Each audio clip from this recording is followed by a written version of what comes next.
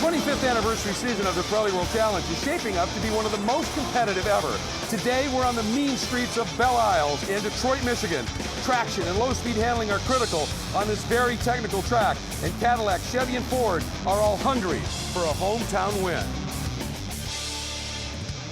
Hi everybody and welcome to the Optima Battery Fan Zone here on Detroit's Belle Isle as we get set for the Cadillac V-Series Challenge presented by the Detroit Metro Cadillac dealers. It's time for our Pirelli World Challenge pre-race show, The Standing Start. Thanks for joining us. I'm Greg Creamer. You know, there's lots to discuss here. We talked in the tease about this is going to be one of the most competitive seasons we've ever seen apparently, and it's been backed up. After the first 4 races in the GTS category, we have had 4 different winners, 3 different manufacturers. In the GT category, we've had 4 different winners with 4 different manufacturers. And in the subcategory, GTA, for the non-professional driver, 4 different winners from 4 different manufacturers. This year, diversity, unpredictability, you can't come into a race and make a bet. You could think, yeah, maybe this guy or this car is going to be better, but we've seen everything on its ear. It's absolutely incredible, incredibly close racing, to be sure. Now, one of the guys who is always superb here, though, is Johnny O'Connell. If you're going to make a bet, it's got to be Johnny, right?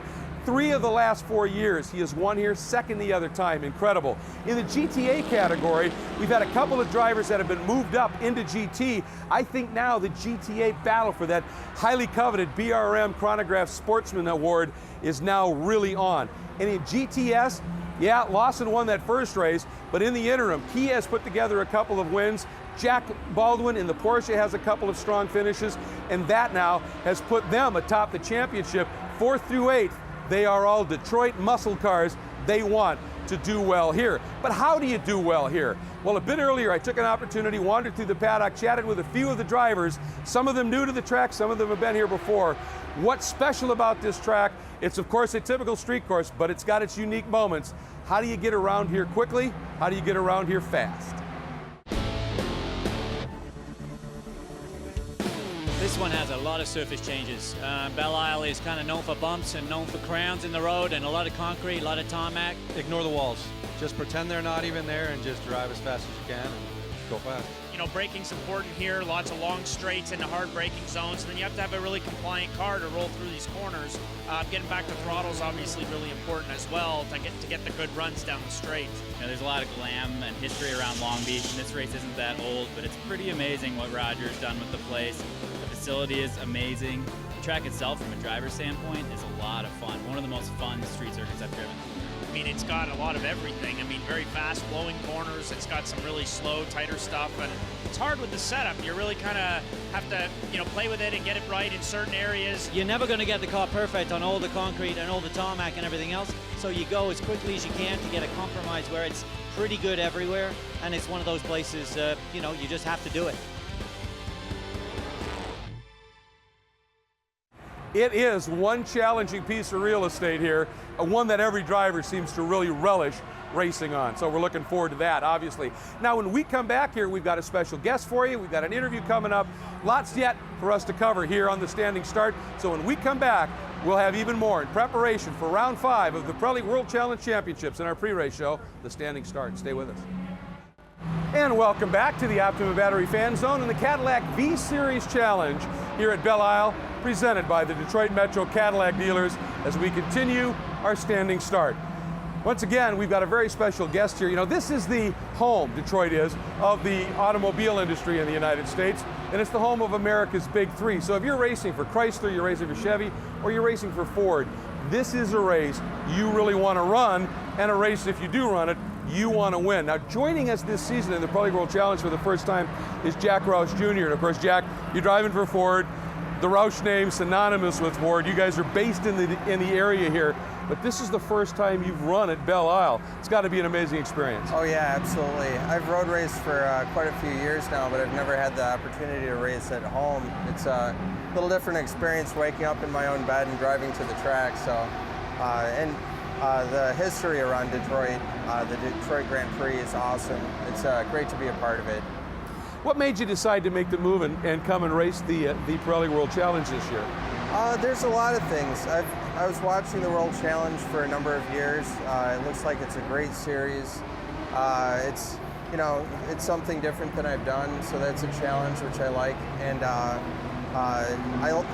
the idea of the standing starts, the street courses, and you know, everything I've heard about the series and how they are to work with, you know, it's a really great combination of different factors. You talked about being different than what you've done before. A lot of your racing has been 2 drivers and longer endurance races. This is 50 minutes, 1 driver, no pit stops, get her done, baby. Oh, yeah. Is that one of the hooks? Oh, absolutely. Yeah, and you know, with the endurance racing, there's a lot to that as well, but it was kind of disappointing in some ways to be in the car, have to take care of it, not really be able to battle, and it's really rewarding to go out there and, you know, fight the fight and then see the checkered flag. You came out swinging at your 2nd race in the championship at Long Beach. You put your car in pole. Obviously, you've adapted very well to this. What do you find now coming in here after having been out on the track here at Belle Isle, particular to this circuit? What are the challenges here?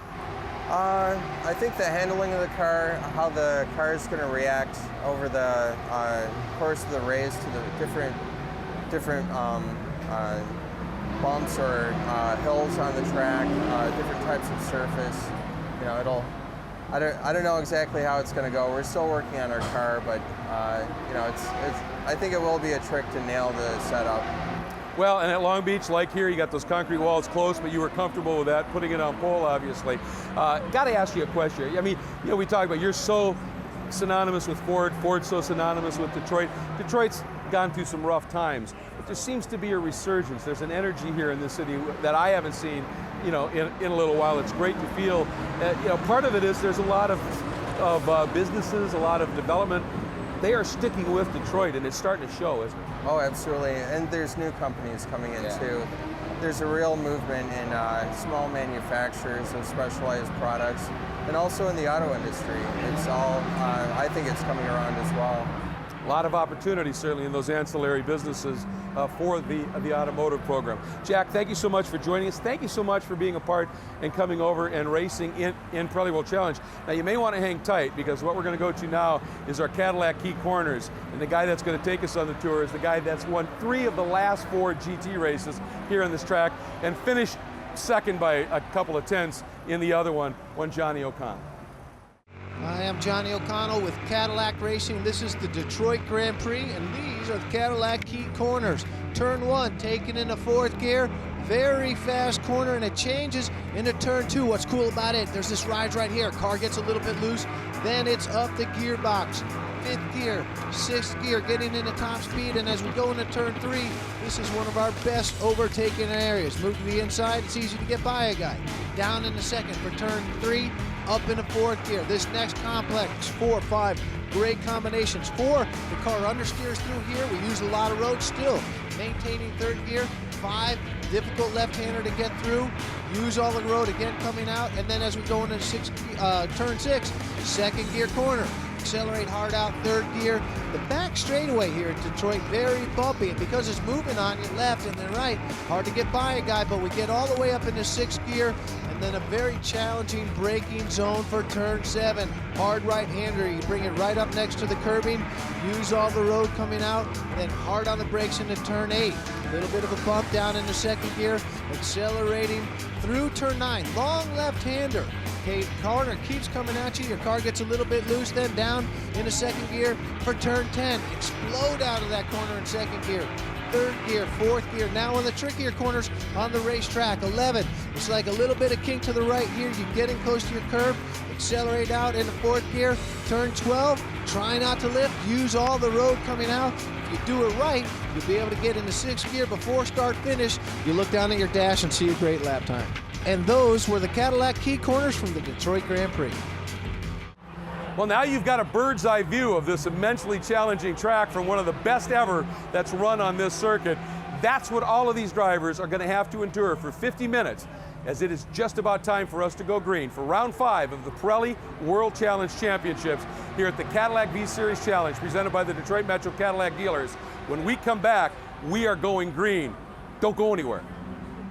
This is the 5th round of the Pirelli World Challenge GT and GTS Championship race within the GT category, a new subdivision, GTA, acknowledging the non-professional driver, but they are very quick indeed. A huge field on hand, 25 cars in the GTS category, 18 cars in GT. The mix of machinery here is phenomenal. In this, the 25th anniversary season, 25 consecutive years of racing for the Pirelli World Challenge. It is a remarkable record indeed, and we are set to go racing. We're a little bit behind, obviously, so I'm going to hustle through this starting lineup, but it is an amazing grid that lines up behind me. Starting in the GTS category, we will see the number 07 of Brian Kleeman, the Nissan DXD Clutches Aero Motions Nissan 370Z. Starting up one spot, 24th in the GTS category, the number 04 of Jorge De La Torre, one of our rookies in the Racers Group, Aston Martin Racing North America, Aston Martin GT4. Starting 23rd will be the number 87 of Chris Outzen in the iTrack Zone Ford Mustang. Starting 22nd will be the 39 of Todd Naparalski from Chelsea, Michigan, one of the hometown favorites in his Tremac SKF Chevrolet Camaro. Starting with him in the 21st spot, number 40, Jeff Reeves, another of our rookies in the Shadowworks Best IT Chevrolet Camaro. Up next, starting in the 20th spot, will be the number 72 Reset MD StopTech Motul Porsche Cayman S of Buzz McCall. Starting in the 19th spot will be the 75 of Eric Davis, the always evolving racing Autotopia Ford Mustang. Starting in the 18th spot, the 02 of Drew Riggets out of the TRG AMR North American team of the Aston Martin GT4. Starting in the 17th spot, the number 96 of Brad Adams from New Orleans, and he is driving the Voodoo Dat Dog Yo MTV Raps Ford Mustang. Starting in the 16th spot, number 52 is David Sturks out of Brussels, Belgium, the always evolving racing Ford Mustang boss on the heels of a category win. A category win in the Oregon Pro Rally, so having a good week so far. Starting 15th, number 11, Tony Gaples in the Black Dog Speed Shop Chevrolet Camaro. Starting 14th, the number 51 of Rick Boucher in the Nissan Motul OS Geiken Nissan 370Z. Starting 13th, the number 68. The number 68 of Craig Capaldi in the Wolverine Bronze Capital R Mustang boss out of Richmond Township, Michigan. Starting in the 97 car, in the 12th spot is Mitch Landry. He's out of Lake Charles, Louisiana, the Versacrane Deep South Ford Mustang. Starting in the 11th spot, number 62 is Mark Clennon in the Premier Copier Champ Aston Martin GT4. Starting in the 10th spot, number 34, veteran of the series, Nick Asayan in the Natural Cures Aston Martin GT4. Starting in the 9th spot, number 36, Nick Janssen, a recent winner in the championship out of Buford, Georgia, in the Kia Motors America Kia Optima Turbo. Starting 18th, the number 20 of Andy Lee, the Crown 7 Best IT Chevy Camaro. Then it's the 38 of Mark Wilkins in the Team Kia Motors America Optima. Starting in the 6th spot, your reigning series champion Lawson Aschenbach in the Black Dog Speed Shop Chevy Camaro. Starting 33rd in the 33 car. Starting 5th, Tony Buffamonte in the Capaldi Racing Ford Mustang boss Mustang. Starting in the 4th spot, number 17, young Alex Udell in the Woodlands out of the Woodlands, Texas, the Watson Racing Motorsports Development Group Ford Mustang. Podium last year. In his first season with this series, the number 60 of Jack Roush Jr. from Livonia, Michigan in the Roush Road Racing Ford Mustang. Your front row in the GTS category, the number 73 of Jack Baldwin in the Reset MD StopTech Motul Porsche. And on the pole, the number 50 of Dean Martin from Westland, Michigan in the Picture Cars East for Hagen Racing Ford Mustang Boss 302. Now moving into our GT category, I'm going to go from the front to the back here. Johnny O'Connell on the pole once again. The last 2 years we've run here, there have been 4 races. He has 3 wins and a second in his thundering Cadillac CTS VR. His teammate Andy Pilgrim will start alongside in the number 8. Number 61, Anthony Lazzaro, the R-Ferry Motorsports Ferrari, will start third. Fourth will be the number 2 of Mike Skeen in the Hawk Performance Audi R8 LMS Ultra. Starting in the 5th spot, the number 6 of Robert Thorne. He'll be joined on the same row with his teammate, the number 9, both in the glorious Capex Racing McLaren 12C GT3 cars. Then in the next row, starting 7th, will be Nick Mancuso in his R-Ferry Motorsports Ferrari, joined by the number 21 of Andrew Palmer in the GMG Racing Audi R8 Ultra. With that, I'm going to pause. Jeremy Shaw will fill in the rest of the starting grid, but folks, it is time for that command to set things on the road. Joining us will be Jim Verpelot, the Global Marketing Director of Cadillac. In just a couple of seconds, on cue, it will be coming up. This is a special one. The Rensen in the background, GM World Headquarters. Cadillac wants to rule once again here on the mean streets of Belle Isle. The command is coming at you. Jim, it's in your hands. behalf of our friends at Pirelli Tire and Optima Batteries, and all of our Cadillac dealers and employees worldwide, welcome to the Cadillac V-Series Challenge at Belle Isle. Drivers, start your engines. The man knows how to do that job, doesn't he? All right, folks, Jeremy Shaw, you can finish the starting lineup. Thanks very much, Greg Creer. And we have a total of 18 cars will be lining up in the GT category. Greg has already gone down the first 7. On the outside of row 4 in car number 21 is Andrew Palmer. He had an incident yesterday in the GMG Audi R8 Ultra. He took out his teammate, actually, Jameson Fronis, in the practice session, which didn't go down terribly well. A lot of damage on those 2 cars. Jameson Fronis will start in the 9th position on the grid in car number 14 against the Spider, the Thermal Club Audi R8 Ultra, and those 2 cars, as I said, very badly damaged. The crew was up till after midnight last night repairing those 2 cars, but they are ready to go for the race this afternoon. On the outside of the 5th row, car number 31, Tim Bergmeister from Langfeld, Germany, in the Effort Racing Porsche GT3R. On row 6 of the grid, car number 41, the teammate from Tim Bergmeister is Michael Mills from Angleton, Texas, in the 2nd of the Effort Racing Porsche GT3Rs. On the outside of that row, Marcelo Hahn from Sao Paulo, Brazil, in a Reiter Engineering Lamborghini Gallardo. Spoke to him just after the qualifying session this morning. Very disappointed with himself. He won the GTA class for the non-professional drivers last time out at Barber Motorsports Park. Now he will have to start 2nd behind Michael Mills in that category in this morning's race. He will start from the 12th row in car number 0. On the 7th row of the grid, car number 32, Brett Curtis in yet another Audi R8 Ultra from GMG Performance. That's the Valspar Spectra United Steel entry, car number 32. Alongside him, Dan Knox, car number 80 from Pilot Point, Texas, in the ACS Manufacturing Performance Speedtech SRT Viper GT3R. That car built at Riley Technologies, and that is a fabulous looking machine. On row 8 of the grid, car number 54, Tim Pappas, car number from Boston, Massachusetts, the Black River Caviar Mercedes-Benz AMG SLS GT3.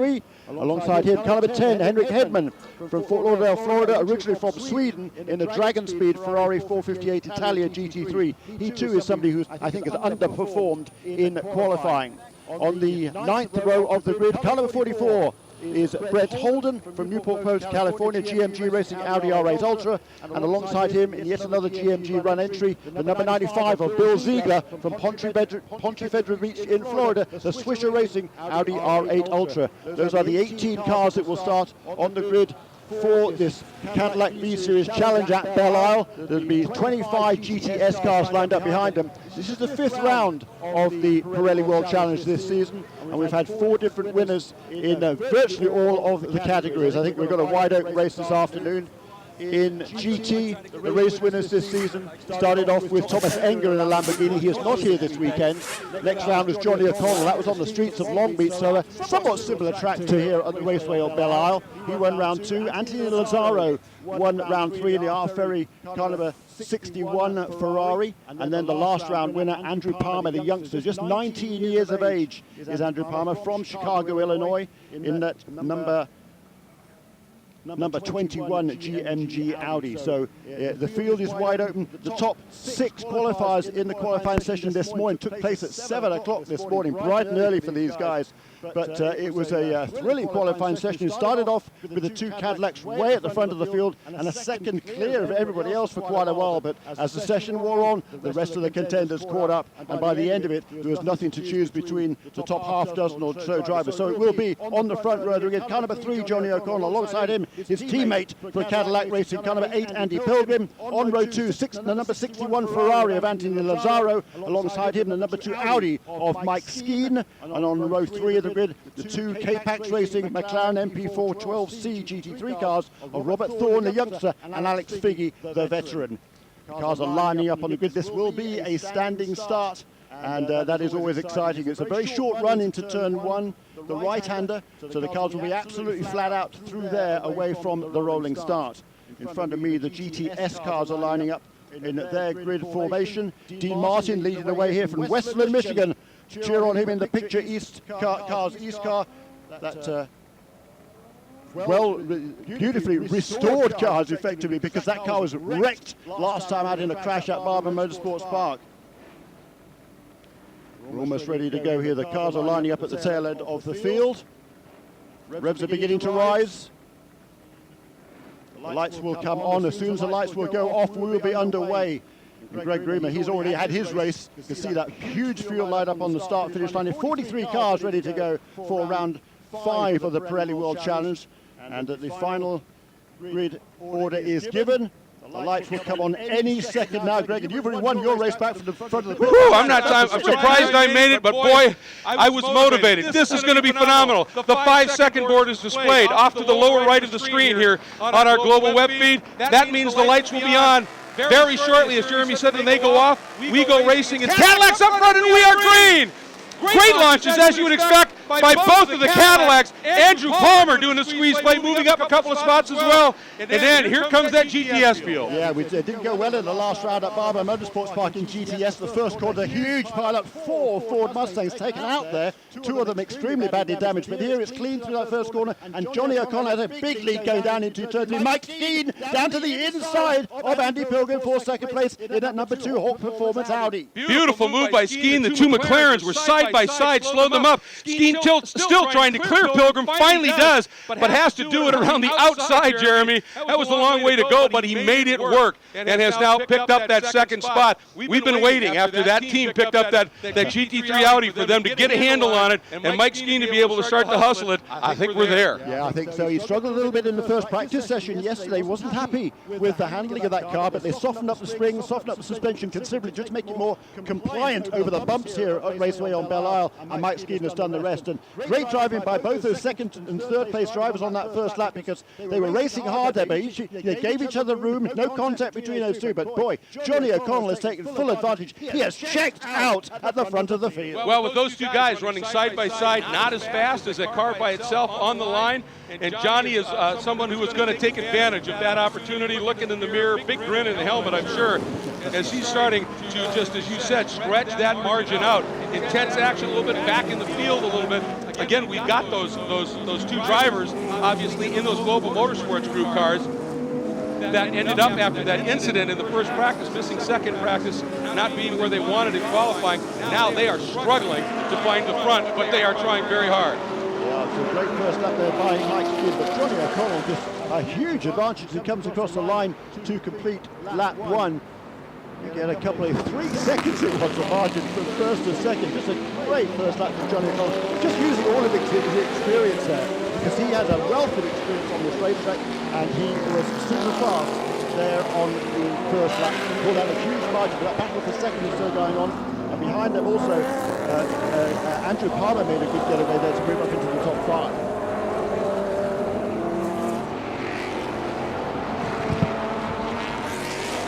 Yeah, as we talked about, obviously O'Connell is going to do everything he can to make that work. And let's go back in GTS. Dean Martin held the lead. Jack Rouse Jr., they're up 4th into 2nd. And Nick Janssen, a launch extraordinaire. Nick coming from 9th on the grid, up into 3rd, pushing Baldwin back. And Wilkins got a great start as well. Tony Gaples, bit of a spin out there. He is now continuing and able to get away with it. But look at the lead. Johnny O'Connell has opened up. Skeen under full attack right now, and this is going to be driving Andy Pilgrim nuts, because he knows right now that Cadillac CTS VR, they are very strong in the early going. It is later in the race when those Audis tend to come alive a little bit, and Andy knows this is when he needs to be making an escape, and right now he cannot get by Mike Skeen. That will be very, very frustrating, but Andy, the consummate professional, he'll deal with it. Here's a look at that great battle in GTS, and that's Dean Martin in that white picture Cars East machine. Last year here at Detroit, made his first ever World Challenge start, and in the second race on Sunday, got a win. That's how good this guy and that team is. But what a launch by Jack Roush, and a huge launch, as we talked about, by Nick Janssen, that red Kia right there. And we're getting a report that the 11, that would be Gaples, and the 75 of Eric Davis had a little bump and go. That may be why Gaples went around out there. And right now, leading in the GTA category once again, and that is the class for the non-professional driver, the subcategory.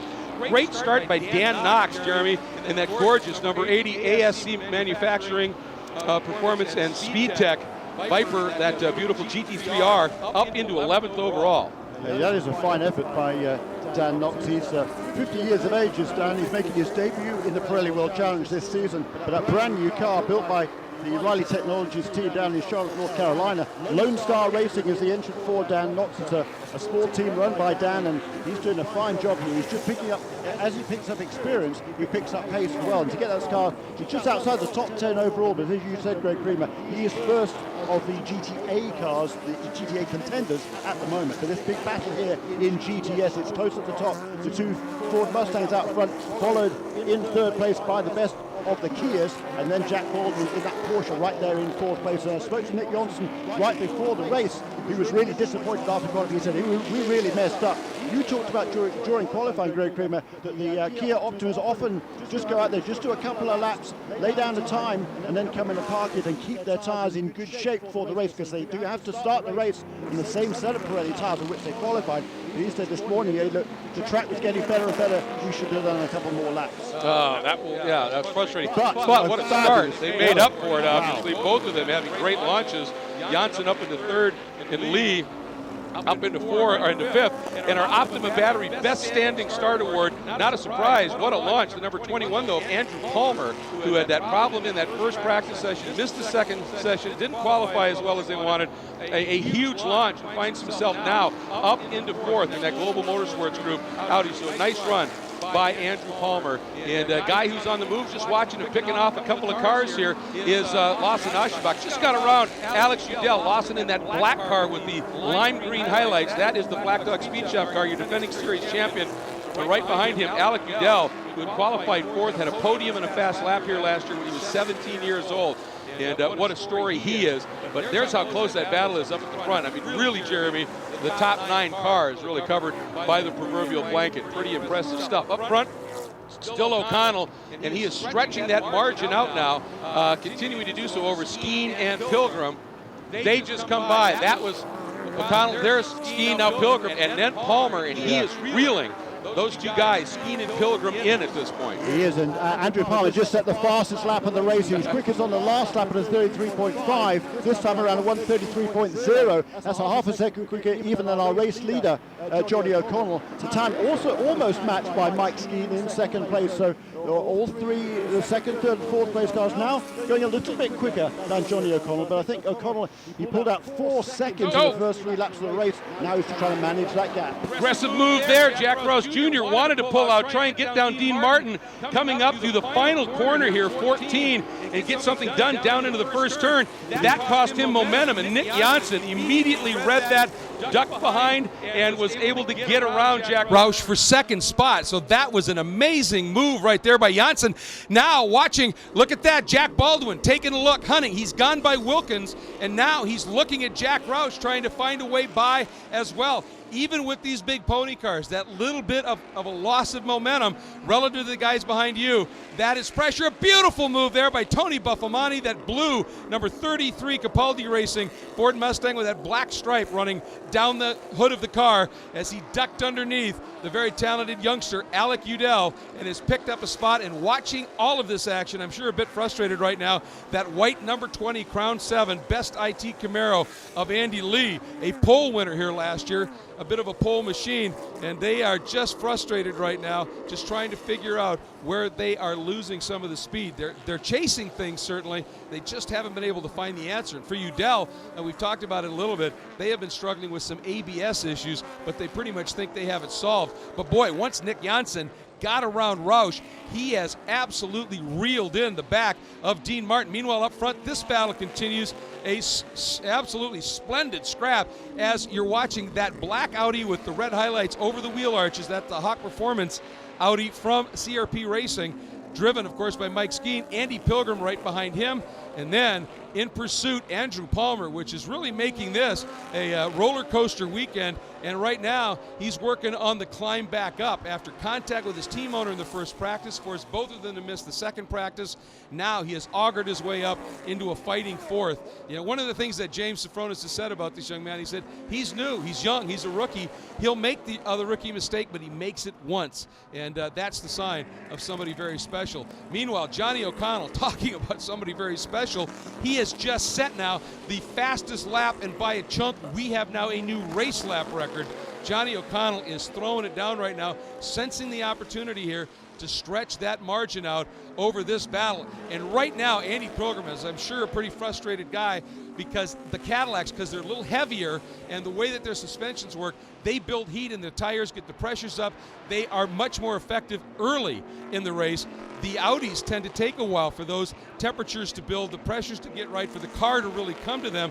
And this is when, seriously, Andy Pilgrim wanted to be around everybody, running with Johnny, the two of them trying to gap. You can see the margin that Johnny has been able to stretch out. As a result right now, Skeen flashing the lights, coming up on the back of Chris Outzen saying, we've got a heck of a battle coming your way, and try and let us through. Pilgrim absolutely relentless, though. He knows how important this is. It's Cadillac's backyard, and this is a huge event. Look at Skeen. Oh, they almost went for the split on poor Chris Outzen. He nice job there. Sensed them coming, dipped the brake, let everybody slide through, and really didn't hurt anyone. Although Andy Pilgrim now, he senses opportunity, that little bit of a momentum loss, allowing him to have a go. Meanwhile, the pressure continues on Dean Martin.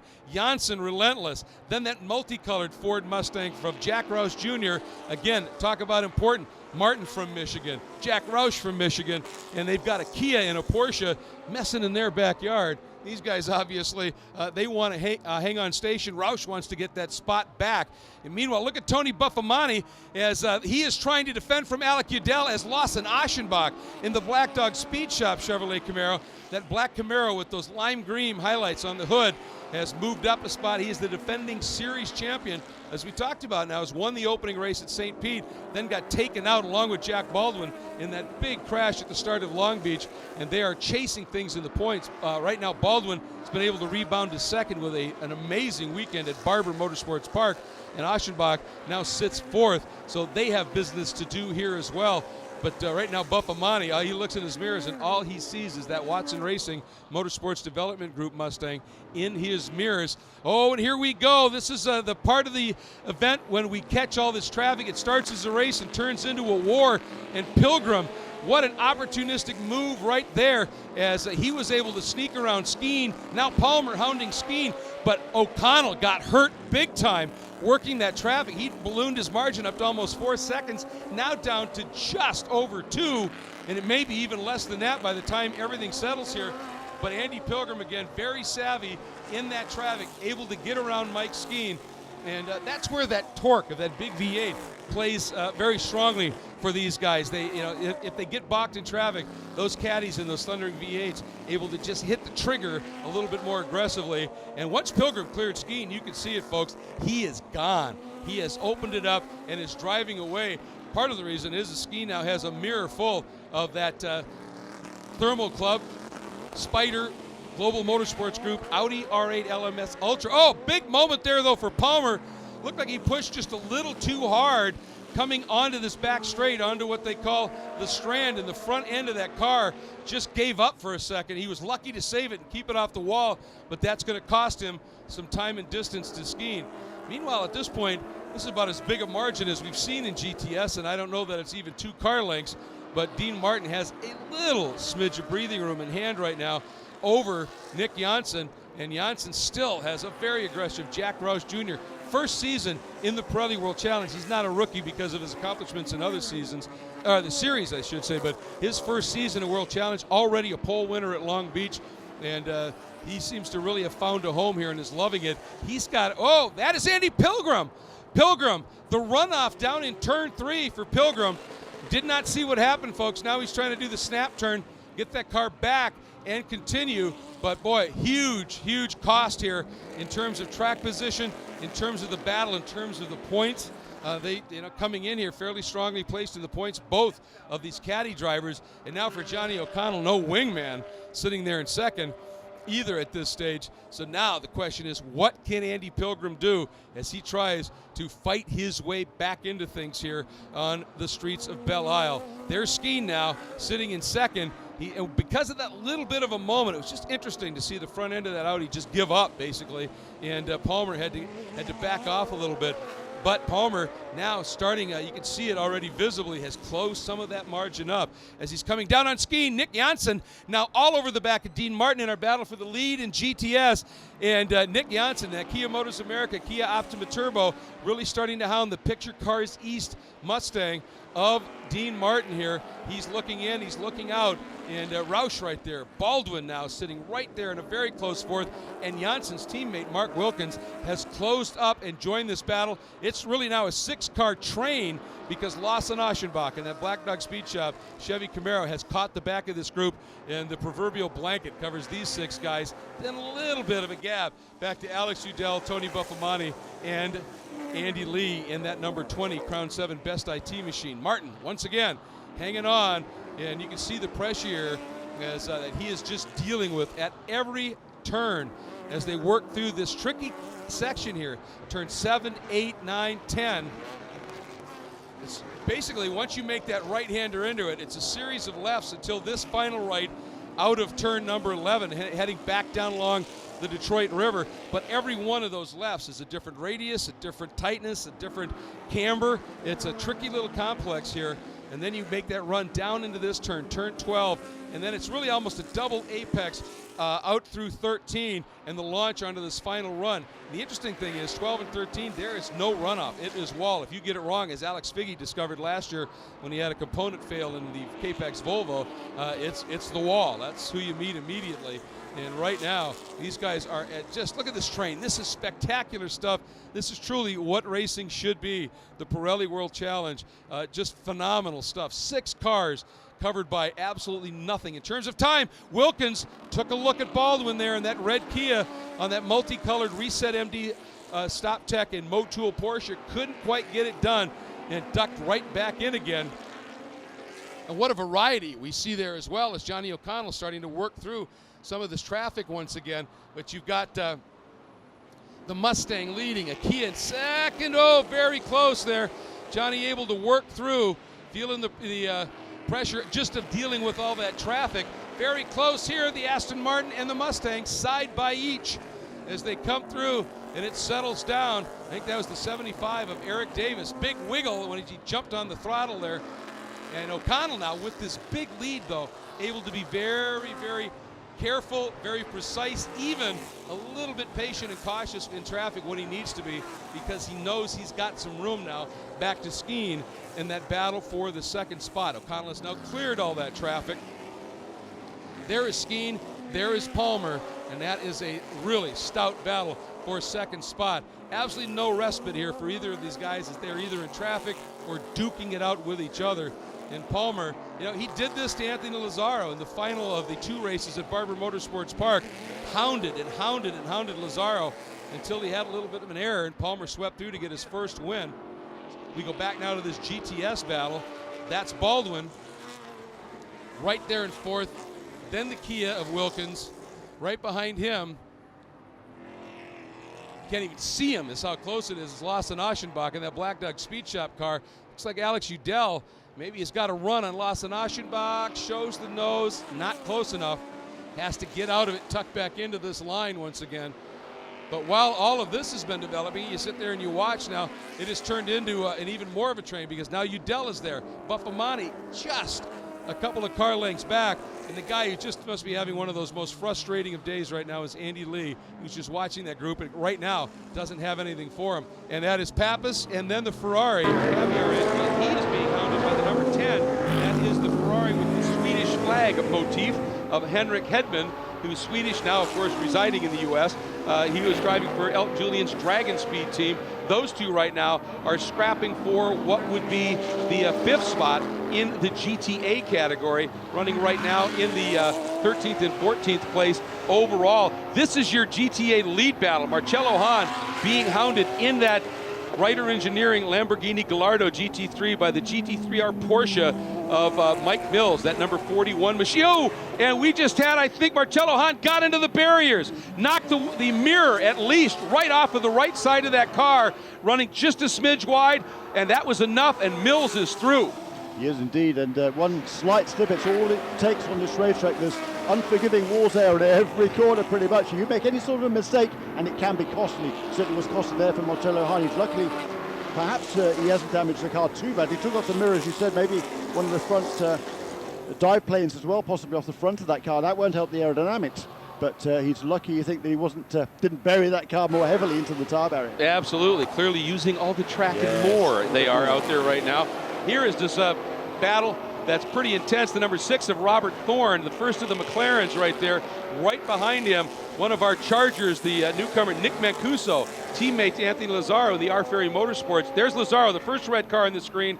Then there's Alex Figge, the top McLaren. Here's that battle behind them, and now Mancuso right alongside. Thorne going to try and out-deep him down into turn 3. Mancuso opening the wheel up, trying to get the drive down underneath. Is he going to be able to get down into turn 4 on the inside? He cannot. Has to settle back in, and behind them comes James Sofronis in that beautiful white, blue, and with the lime yellow, the fluorescent yellow highlights of his Global Motorsports Group Thermal Club Spider Audi that's just going through that frame right now. Everywhere we're looking, we're seeing some incredible battle. Yeah, we are. It's a tremendous run. And Johnny O'Connell is setting a very fast pace as well. Just set a new fastest lap of the race, Johnny O'Connell, on lap 12. Car number 3, a 1 minute 32.492. That gap is extended once again now over second place to over 5 seconds.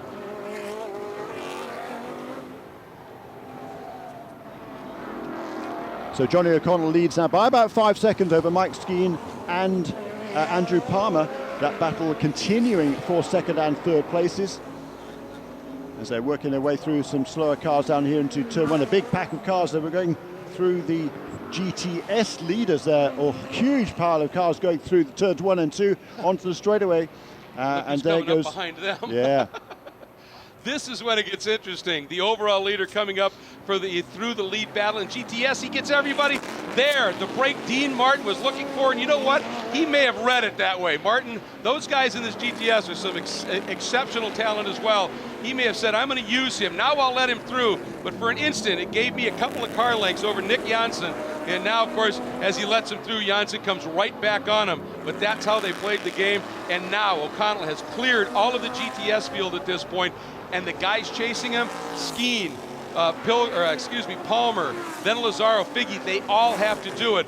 That means this is the time when Johnny O'Connell can once again set sail, try and open it up. Here comes Skeen, down the inside, gets by Roush, does not get around Nick Janssen. And Martin right now, he's been able to open that up by about 3-4 car lengths. And in this battle so far today, that's been huge. Yeah, and he did that as a result of exactly what you're saying down at turn 3. He was allowing the leader tucked in behind him. Nick Janssen had to let the overall race leader, Johnny O'Connell, go through. And then, we've got somebody in the wall here. It's one of the TRG Aston Martins is into the tyre barrier at turn 6. Oh boy, yeah. And comprehensively in that, the question is whether he's able to get going here. Drew Riggets.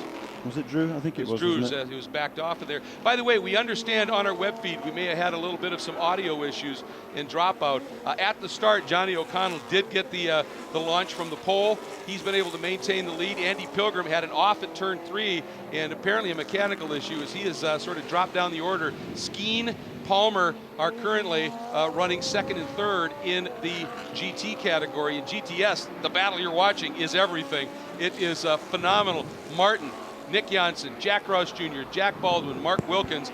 There's Baldwin in that Reset MD StopTech Motul Porsche right in the middle of Jack Roush Jr.'s multicolored Roush Racing Mustang, and right behind him, Mark Wilkins in the Kia Optima, who comes in here essentially as the point leader, and not quite where he would like to be at this point. And running up through them right now, I believe that is Nick Mancuso, who's trying to fight his way through this lead group in the GTS category. So that's kind of where we sit.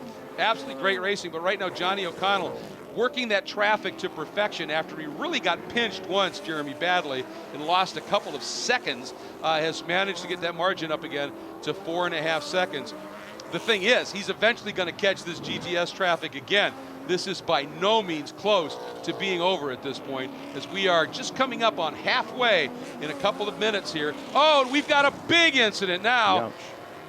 Not sure. Safety car is coming up. We've had a big impact on the left, and there's a lot of fluid down, and then the car went across onto the right. Car skating through that water very carefully. So we are going full course caution, And this is going to, at half distance, going to completely reset this entire race, Jeremy. It is indeed, and let's have a look, see what happened here. There's is that Tim Bergmeister moving to the inside. He got pinched there by one of the Mustangs. Yes, it was Michael Mills, in fact, got pinched by one of the Mustangs, but ahead of him, there's more contact. I think that was Craig Capaldi in the Capaldi Racing Wolverine bronze car. Looked like he may have caught some of that moisture, because when Drew Riggets got into that barrier, I think it popped some of the water out of those tires. There's been a lot of rain earlier in the week. Got the moisture on the track. Yeah, it is. And Capaldi in that 68 caught it, did the big slide over, and hit the wall. And at the same time is when we saw that incident with Mills underneath Landry, and both of them getting involved as well. Boy, that's a big shunt. Yeah, that's a heavy impact with the wall, and the car slid across the track. It's now kind of off the racing line, but heavily damaged, and there is a lot of debris on the racetrack. And as you said, the water away from those barriers. There was a huge storm moved through. I believe it was on Wednesday, and dumped a lot of rain. So these barriers, the tire barriers, are pretty filled up with water. And if you hit those barriers, dislodge those tires, and allow the water to flow out onto the racetrack. And that is right on the racing line on the exit of turn 6, a very tricky place. Absolutely. Well, while we're under full course caution on our global feed, we're going to step away for just a moment. So we will be right back with more on the web. We'll, of course, continuing the call here at the track at Belle Isle as part of the Cadillac V-Series Challenge presented by the Detroit Metro Cadillac dealers. Stay off of that normal racing line to the right, exiting that turn, and not get into that water. And Mills didn't expect it. They tapped, and both of them had their moment. I think Mills was able to continue, not sure about Landry. Yeah, I agree with you. I don't know whether Mitch Landry was able to continue. I think he hasn't come past the start-finish line just yet, I don't think. And again, if you're following online on our scoring, you'll see that it shows Anthony Lazzaro in third. From third on back, just push everybody back one spot because Andrew Palmer is there. We think he's just having a problem with his transponder.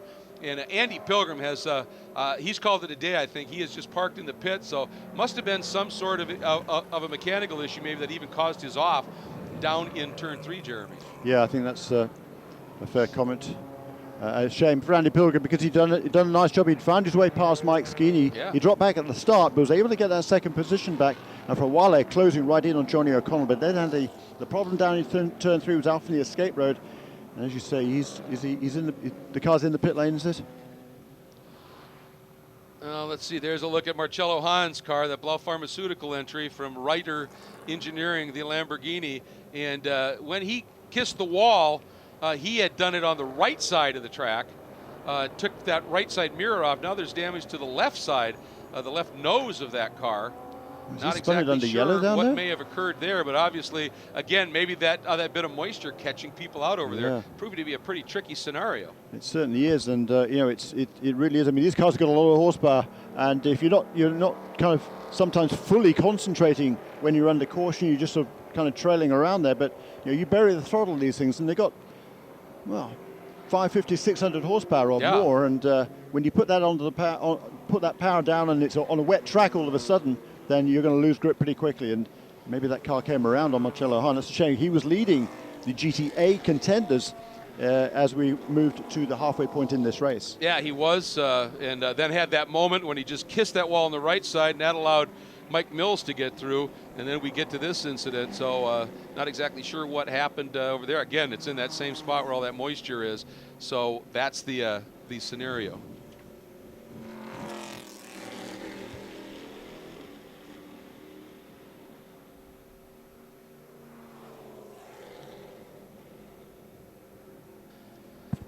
So as this caution is going to continue, obviously a little bit of a cleanup here. Let's go through things for you. Johnny O'Connell is your race leader from the pole, going for what would be his 4th win in 5 races here in the Pirelli World Challenge GT category at Belle Isle.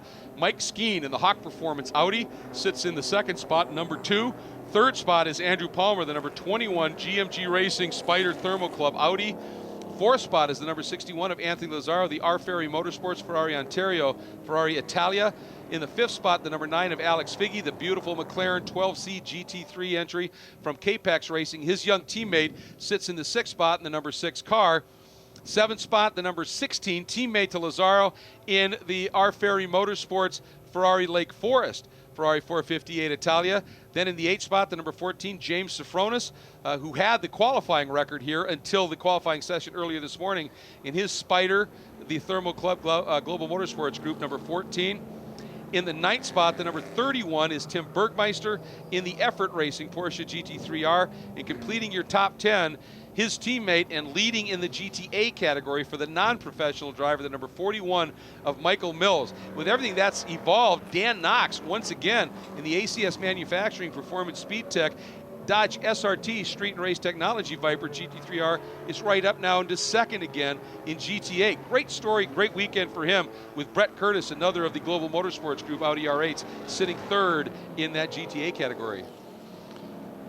That's right, and certainly, you know, my hat's off here to Dan Knox. He doesn't have a lot of experience. Brett Curtis hasn't been racing for an awful long time, but has done a lot of racing over the last 4 or 5 years, and Dan Knox has had him pretty comfortably handled in his race. His best lap here has turned to 135.6 for Dan Knox, and that was almost identical to his lap time in qualifying this morning. So again, I think the experience of Dan Knox, as he's picking it up, he's picking up relative speed to everybody else, and his best lap in the race, and it's not too far behind that of Michael Mills, who's done a couple of years in the IMSA Porsche GT3 Challenge, moving this year up into the Pirelli World Challenge with Effort Racing. And he's running now as the best place of the GTA cars, in 10th place overall, ahead of Dan Knox. And as you said there, Brett Curtis next up in car number 32, the Audi. And then Tim Pappas in at number 54, number 54 Black River Caviar Mercedes-Benz. We just saw a shot of the green machine. That is Brad Adams in that Yo MTV Raps Voodoo Dat Dog Mustang, stopped on the track, unrelated to all of this. Not sure exactly what the story might be there. We just saw a shot of it briefly, and now we're back taking a look at the incident scene as they're trying to get those 2 cars cleared up.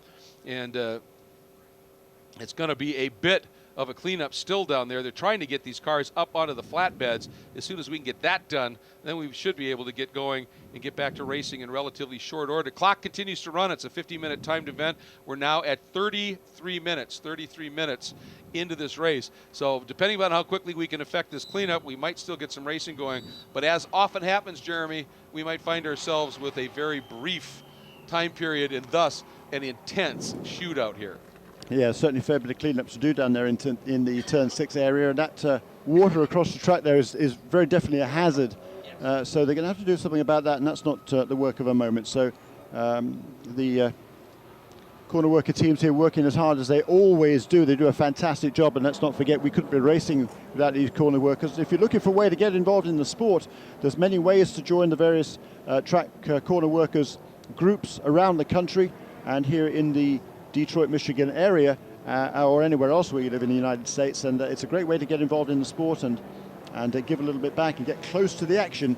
There's a hierarchy in the marshalling side of things as well, so you can work your way up that. They're a special group, and it's a hobby of mine. I still love to get out and get on the corner whenever I can, and do some corner working. And you know, the volunteers, all of them. You know, you don't have an event like this without a massive group of volunteers, and they are just superb here. But all of those marshals that are truly out in harm's way, and you know, they're not just observers out there. That's one of the cool things about corner marshaling, Jeremy, is you're actually a participant because you're in contact with race control. Some of the flags you give are purely informational, like the blue flag. You'll see them waving, saying that the rule book, that means check your mirrors. It's often called the passing flag, but it means check your mirrors. About to be passed. Somebody's coming up. Yep. But some of the flags that are given, the yellow flags, the other flags, are command flags that actually require part of it. And a good cadre of workers on a corner can play a big role in keeping a race moving very fluidly, keeping, with blue flags, keeping the drivers aware of what's going on. And they're a great group, and they're willing to put themselves out in harm's way often to do this. One of the reasons is, folks, there's no question, it is the best seat in the house. So try it. If you're a racing fan, check into your local sports car club. Just go online to SCCA, find your local region, Ask them what it takes to join. It's not much to join, and as you said, you get trained a little bit, you work your way up, and once you get a divisional or national flagging license, you can travel the country. The nice thing is when you're a member of SCCA, no matter where you go in this country or Canada for that matter, you've got family. If you call up somebody and go, yeah, I'd like to come, I've never been there, I don't know what to do, can you give me an idea on hotels and the like? They'll more often than not say, sure, but you know what, we got a sofa, we got a spare bedroom, come on out, let's enjoy this. It's a great community. Yeah. There's a real camaraderie there amongst the corner worker teams all the way around the country, and indeed North America, and indeed around the world. Often the big events here will have marshals over from Europe, from the UK particularly, at many of the events over in the United States. So it's just a great way to get close to the action and be involved in the sport. By the way, there is Brad Adams' car, and that is nowhere near that other incident scene. And so that's, you know, they're also working on getting that car. And it looked like it just somehow stopped right square in the center of the track. That would actually be in the short chute between turns 4 and 5, where he ended up stopping. So that's been part of the problem, is finding 3 rollbacks essentially to get these cars loaded onto. So whatever happened to Adams was terminal enough that it's not drivable and had to be loaded up. That was a big hit right not drivable. That's the number 68 car. That is very, very badly damaged there. That's a great shame. Craig Capaldi. We've seen a lot of torn up Ford Mustangs these last few weeks in the Pirelli World Challenge. There's another one there. The front end is absolutely destroyed on that car. And Craig, he had a good qualifying run here. He qualified in 13th place. He's another local driver from Richmond Township in Michigan. The Wolverine Bronze capital R entry, but that's going to take a lot of work to get that car back out on the track in time for the next rounds at Road America. He hasn't done a lot of racing in the GT or GTS category. He's did a lot of racing, more of it in the touring cars recently. So to have him step up and qualify 13th, as you pointed out, actually a very good job. And again, just got caught out by that fluid over there. And, maybe the one silver lining is those 4 Mustangs you talked about that had that issue, got taken out comprehensively at Barber. One of them, when they repaired it, ended up on pole at the very next race here. Another one, Jack Roush Jr. qualified 3rd. Another one, Alec Udell, qualified 4th. So clearly, big hits or not, these Mustangs, you fix them, they are right back and fast. Let's run through real quickly. We're doing the wave around, so that's an indication we might be getting close to the restart. In GTS, it is the Ford Mustang, still of the pole qualifier in the Picture Cars Easter Hagen Racing. Number 50 of Dean Martin leading. The 36 of Nick Janssen in that Kia Optima, Kia Motors America Optima Turbo sits 2nd. 3rd is the number 60 Mustang of Jack Roush Jr., the Roush Road Racing entry. 4th, the number 73. That is Jack Baldwin's Reset MD, StopTech, and Motul Porsche Cayman. 5th, the teammate to Nick Janssen, points leader number 38, Mark Wilkins, in his Kia Motors America Kia Optima. 6th to 17 of Alec Udell in the Watson Racing Motorsports Development Group Ford Mustang. 7th, the season champion from last year and St. Pete winner, the number 1 of Lawson Aschenbach in the Black Dog Speed Shop Camaro. 8th, the number 33, the blue Capaldi Racing Ford Racing Mustang Boss 302S of Tony Buffamonte. 9th, the number 20, that is the Crown 7 Best IT Camaro of Andy Lee. And completing the top 10, number 52, David Sturks, who's having a superb run here in his always evolving racing Ford Mustang Boss 302S. As we talked about, the gentleman from Brussels, Belgium, a top flight rally racer, just winning the Oregon Pro Rally, as they call it, and having a great run there in his first year with the new rally program from the always evolving team. So had a couple of good weeks for that team and having a good run now, finding themselves right up in the top 10 here. And you can see now the flatbeds are underway with the cars. They're slowing the Cadillac CT SVR pace and safety vehicle down just a smidge here to try and start to bunch this field up a little bit. And hopefully we'll be able to get back to racing, as we are now at 40 minutes in. So at this point, about 10.5 minutes remaining in the race. We'll see if we're able to get back to green and get something happening here. Yeah, you can see the on our screens here, we can see the red and yellow flag out there that's warning the drivers of a slippery track ahead. Often it would be warning of some oil down on the racetrack. This time, however, it's a warning of that water spilled out of those tire barriers at turn 6, and that is still, there's still quite a lot of water there on the exit of that corner, and Yeah, we'll have to see whether they go back to green here. The drivers now, they're certainly well aware of that water is down there. They know it's going to be slippery there. They know they cannot use all the racetrack at that part of the circuit, and hope to stay on the road. So they're going to have to be... The only problem is you go back to green, the red mist comes up a little bit, and at a certain point, you know, oh, I need to just open my radius up a little bit to get a better run. And you kiss the edge of that water. Now, the question is whether they're going to have very quickly be able to get, you know, just anything out over there, maybe just to squeegee some of that water back toward those tires a little bit. That would help. Anything would help at this point. But as you said, you know, there is a scenario in the rule book where they say, okay, you've been through there a number of times. It is now part of the racetrack. So you need to be aware of it. It can be a car. It could be a bit of fluid like that. It could be any number of things. There is the 04 of Jorge De La Torre working his way slowly around.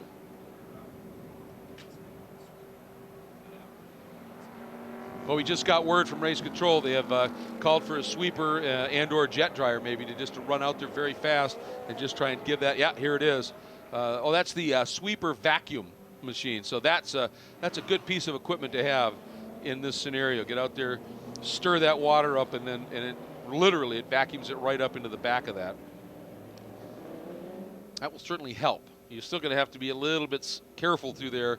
It may not be wet, but it'll be damp, and that can still, on a hot racing slick, not much grip to be found. We are now coming up on 8 minutes remaining in the race. Boy, we could be down to a 2-3 lap shootout here.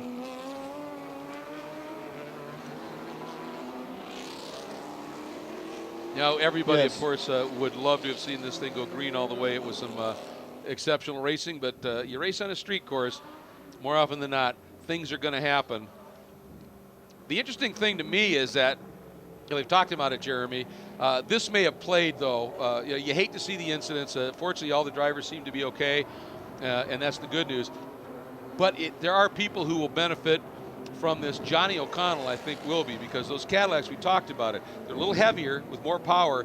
They get heat, and they've got a much more compliant suspension. They get heat in these Pirelli P0s a little bit quicker. They come alive fast. It takes some of these other cars a little bit longer to get the temps up in those tires, to get the pressures up and really be able to attack. By that time, sometimes the caddies have literally pushed the tires a little bit too hard and driven them off. This is allowing them to come back in a little bit. So this may play into Johnny's hands. The other guys who might be loving this, Nick Janssen and Mark Wilkins, the front tires on those Kias take a pounding. Yep. They've been able to give them a little bit of breath. That's exactly right. I think that GTS battle will be really tight here when we get back to the restart. And we think that might be happening this time. Lights are out of the pace car, Jeremy. Just very quickly, I mean, Johnny O'Connell, it was kind of win and lose for Johnny O'Connell because he had a big lead. Yeah. Now that it's evaporated, but he's going to be sharp here. And if he can maintain this position right now and win this motor race, he could well lead, take over the lead in the point standings from Anthony Lazzaro, who's leading the points coming into this weekend. Currently lies in 4th place. When we go back to green, we should have about 6 minutes to go, maybe even a little bit more, 6.5. Pace car is in. O'Connell bringing the field through the last turn, the very quick 14, and I mean tucked up underneath him is Mike Skeen. We are back to green. Look at Palmer trying to get around down the inside of Skeen. He's there. They touch. Palmer is through. Skeen floats a little bit wide. Coming up on him is Lazzaro. Can he make the move? Not sure he'll be able to do that. Watching now the GTS field funneling through. It is O'Connell out front. Palmer slots in a second. Again, here comes Lazzaro down to the inside of Skeen for the final GT podium spot. He's there. Can he hang on to it? Skeen going to try and make the move around the outside. A little bit farther back in the pack.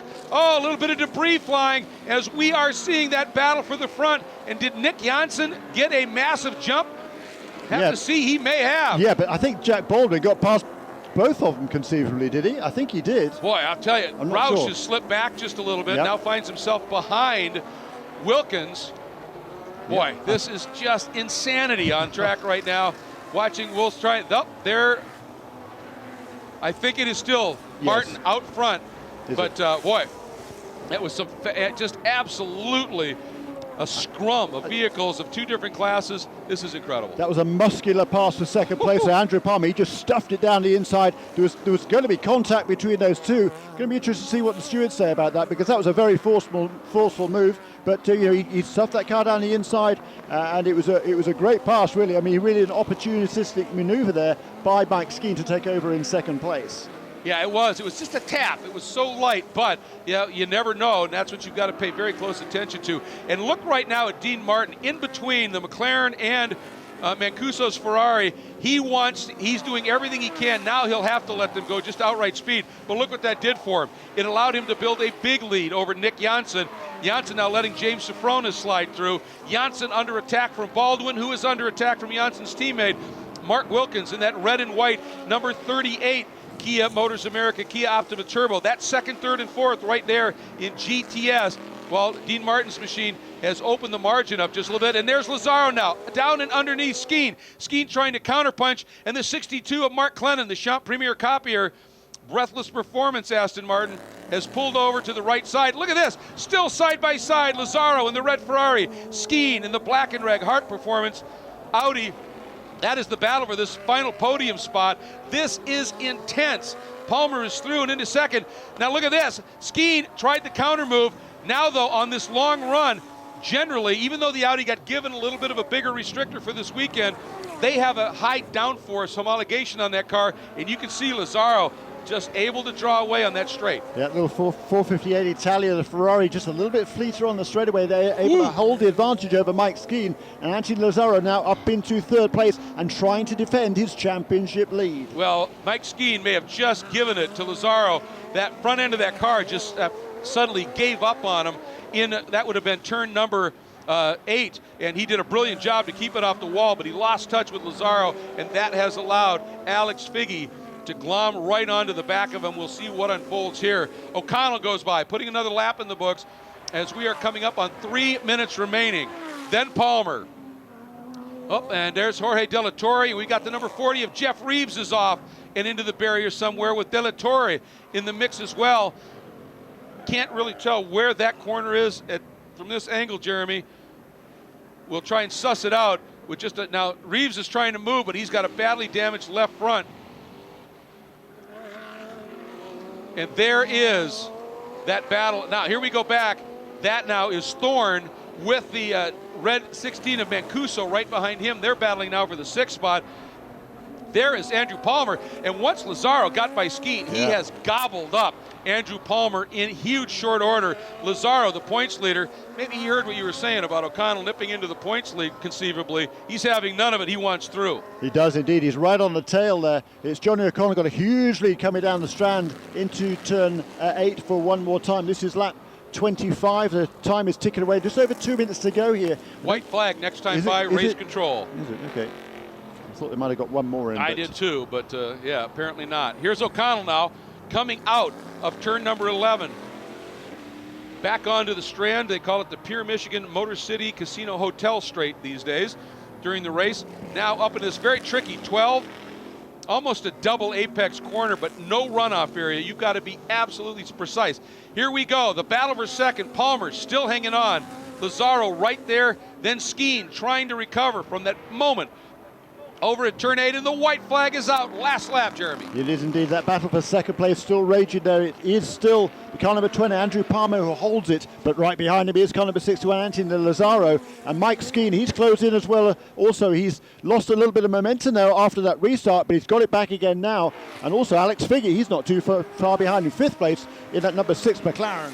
And Jack Baldwin has gone by Nick Janssen and has drawn away right now. So a change there. It's Martin leading still in the Mustang, then Baldwin, then Janssen, Wilkins, and Udell. Tony Buffamani, who had a great race going, that blue Mustang, the Capaldi racing car, sitting off to the edge of the track, just pulled over. Don't know what happened. There's Martin, the white Mustang, just going out of your frame. Look at Wilkins. He wants to get by Janssen. And right behind him is O'Connell. There is your race leader, or is that Pilgrim maybe, who has rejoined. Yeah, it's Pilgrim. Yep, it sure is. Isn't it? I was going to say, Johnny wouldn't have been buried in them so quick. Here is O'Connell, as he now is on his final lap. He is going for an amazing 4th win in 5 races here on the streets of Belle Isle. And boy, the guy is just remarkable. I have a feeling that every time he comes out of turn 11, and sees the shimmering GM World Headquarters there, it's like a inspirational, motivational beacon that he just finds speed. And right now, he's staring right at it. He's looking at it. Now makes that turn through 12, into 13. Johnny O, one more corner to go 4 for 5 on the streets of Belle Isle. He comes here, he crushes. That's what O'Connell does. He has done it once again, ladies and gentlemen. Johnny O with the win. Palmer hangs on to second. Lazaro under fierce attack for third. Skeen will be fourth. And a great run up into fifth as well by Alex Figge. Awesome stuff. That is absolutely fantastic. And let's see what happens. Pilgrim out of shape in terms of race speed, trying to stay out of the way, just trying to get points. Here he comes. Dean Martin gets his second win here on the streets of Detroit after winning in only his second race in the series in round 2 last year. Right at the end, looked like Udell trying to get underneath, couldn't make it work, so Janssen will end up third, Wilkins in fourth, and Alec Udell in that fifth spot. And in GTA, guess who pulled it off? What a story. Dan Knox brings the win home in that SRT Street and Race Technology Dodge Viper. That is awesome stuff. Brett Curtis slots into second, and Tim Pappas comes home with a podium. So, Jeremy, I'm going to leave it to you to wrap things up here. I'm on my way to Victory Circle. Well, we got some celebrating to do over there. Thanks, my friend. Yes, that was a tremendous race. Johnny O'Connell, he had everybody covered at the front of the field there. Made light work at the restart, pulled away, and takes a clear victory there. Over 3 seconds in front of that battle for second place. But boy, was that a battle. As they crossed the line, it was Andrew Palmer in that car number 21, making up for that big error yesterday in the practice session when he was involved in an incident down in turn 12. Did a lot of damage to that number 21 GMG Racing Audi R8 Ultra. The team put it all together again, and he comes back with a second place finish, but right on his heels at the checkered flag. Car number 61, Anthony Lazaro in third place, and then Mike Skeen and Alex Figge too in the McLaren. So it was an Audi, a Ferrari, an Audi and a McLaren nose to tail there, second through fifth places across the line in GT. But it's all about Johnny O'Connell today. That was a tremendous drive, a flawless performance by Johnny O'Connell. Comes away with yet another victory. That's his 12th win in the Pirelli World Challenge, his 48th start in all. He made his debut at Road Atlanta back in 2004, but it wasn't until the last 3 years that he's really made his home in the Pirelli World Challenge, and he's made his home very much here in Detroit, Michigan. A tremendous run here, absolutely flawless performance by him. His teammate ran there in second place for a while, wasn't able to hold it, but Johnny O'Connell upholds the honour for Cadillac in the Cadillac V Series Challenge at Belle Isle Raceway. That was certainly a perfect drive from Johnny O'Connell. He didn't put a foot wrong all the way through the race, had to deal with the traffic, and comes away with that very, very finely judged victory. Pulls that car into victory lane, and there's going to be a lot of happy people down there in that victory lane celebration as we move into the next few minutes. What a perfect day for racing here it is here on the streets of Belle Isle. Blue skies, warm temperatures, the crowd building. We've got a big weekend here with the dual IndyCar races for the Verizon IndyCar Series, and we've got another race here for the Pirelli World Challenge at 11 o'clock tomorrow morning. In the GTS category, it was car number 50, Dean Martin, who comes away with the victory. It's again a fine performance. He's qualified that car on the pole position. He won here on the streets of Detroit 1 year ago in his second ever Pirelli World Challenge start. This is only his sixth ever start in the series. And again, a flawless performance by him. He was under pressure for much of the way, and he brings that car home in first place ahead of Jack Baldwin.